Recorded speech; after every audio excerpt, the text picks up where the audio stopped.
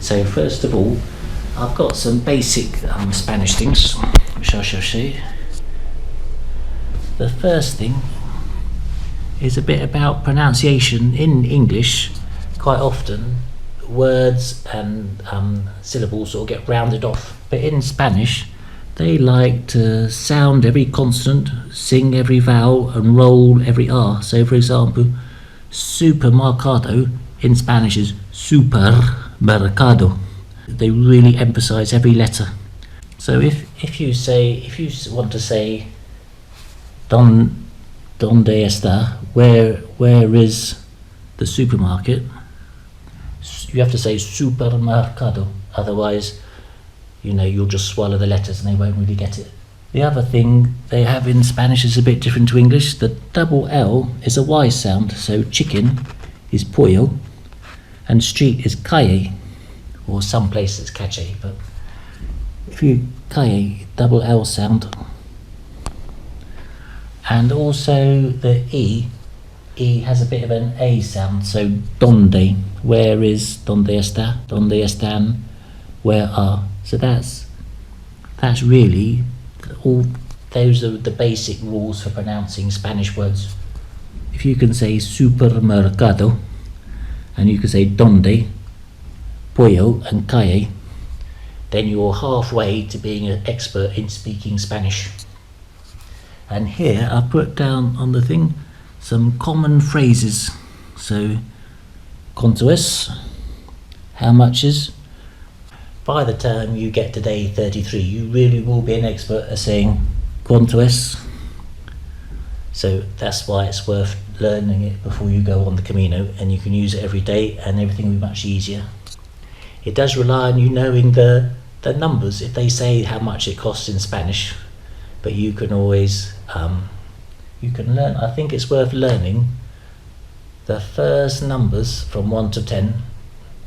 1, 2, 3, 4, 5, 6, 7, 8, 9, 10.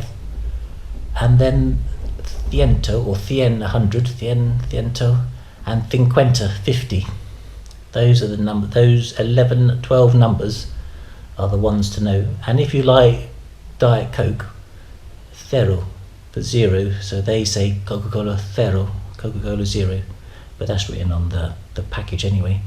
But even if you don't know the Spanish numbers, once they know what it is you want, they can write it down or tell you in simple numbers.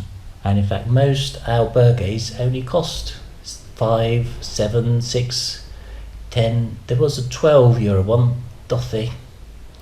But if you learn the first 10 numbers, you've got a good chance of understanding how much it costs.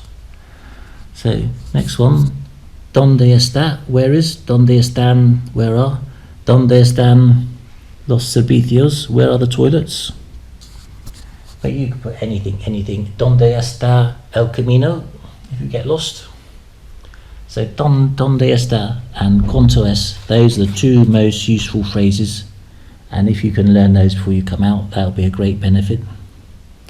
And also, when you're checking into the albergues, or when you're having food brought to you, it's nice if you can say something complimentary, because it's just nice. So it's always nice to say muy bien. So when they bring you the food, if you look pleased, say muy bien. That sounds like you're appreciative.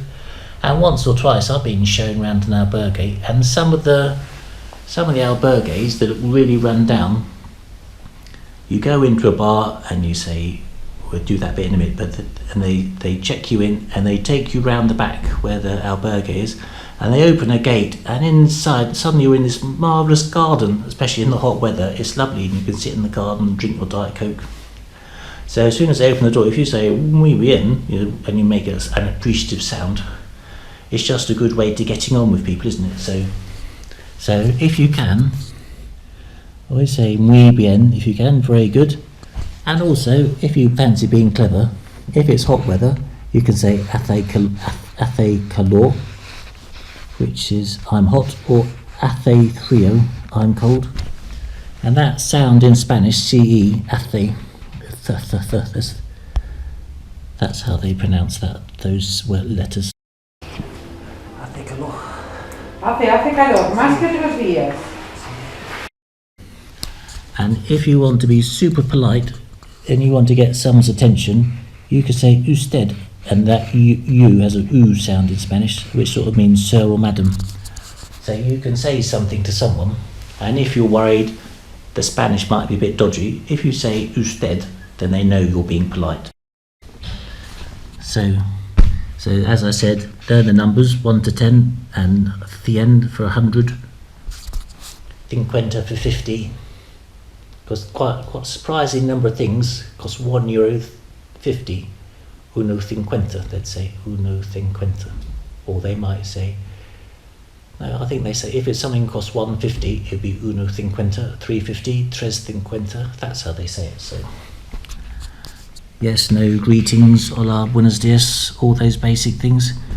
Also, because we're being on our best behaviour as pilgrims, if you do something wrong, you can say lo siento, I'm sorry, or ay pardon, if you bump into somebody.